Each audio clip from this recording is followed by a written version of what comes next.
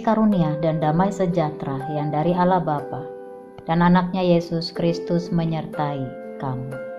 Amin. Firman Tuhan yang menjadi renungan bagi kita pada hari ini dari 1 Yohanes 2 ayat 23. Sebab barang siapa menyangkal anak, ia juga tidak memiliki bapa.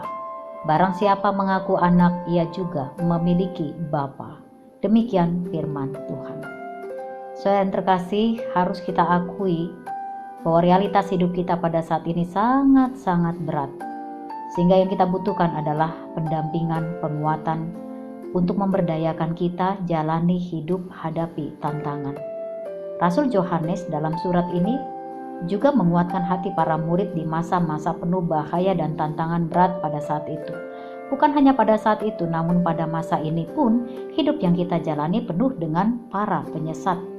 Firman Tuhan menguatkan hati orang percaya sepanjang zaman, meyakinkan setiap orang percaya bahwa kita mampu tetap teguh berdiri dalam iman pada anak Allah Yesus Tuhan.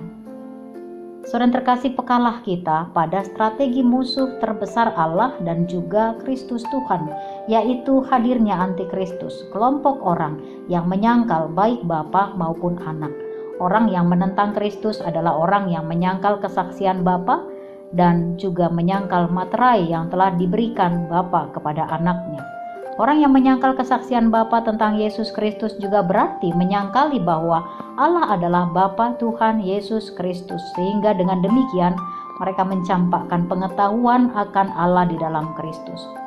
Itu sebabnya begitu tegas Rasul Yohanes menyimpulkan, barang siapa menyangkal anak, ia juga tidak memiliki Bapa.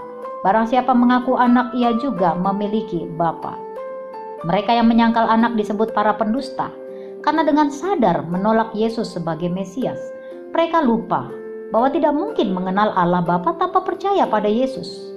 Dan ketahuilah saudaraku, bahwa akhir hidup seorang antikristus, seorang yang menyangkal anak, adalah kebinasaan. Mereka tidak memperoleh hidup kekal. Hidup kekal berarti memiliki persekutuan dengan anak dan Bapa sekarang dan di sini, sampai pada akhirnya nanti. Waspadalah terhadap antikristus, karena ia tidak melakukan perbuatan kebenaran, tetapi perbuatan yang menentang dan menolak Kristus. Bagaimana orang percaya bisa melepaskan diri dari jerat dan tipu daya antikristus? Tekun dan setialah pada kebenaran. Bukan berarti orang percaya bergantung pada usaha kemampuan sendiri, melainkan orang percaya telah memiliki pengurapan Allah, telah mengenal kebenaran Allah dalam Kristus Tuhan. Milikilah sebuah hubungan yang nyata, bukan sekedar pengakuan iman. Hidup mengakui Kristus Juru Selamat, hidup memiliki Bapa sebagai sahabat sejati, itu memampukan kita menghadapi penyesat-penyesat anti-Kristus. Amin. Tuhan, kami menyadari bahwa hidup masa-masa ini penuh dengan penyesatan yang ingin menjerat kami. Namun kami tetap teguh mengakui Kristus Tuhan dan memiliki Bapa yang peduli dengan keselamatan kami. Berdayakan kami, ya Tuhan. Amin.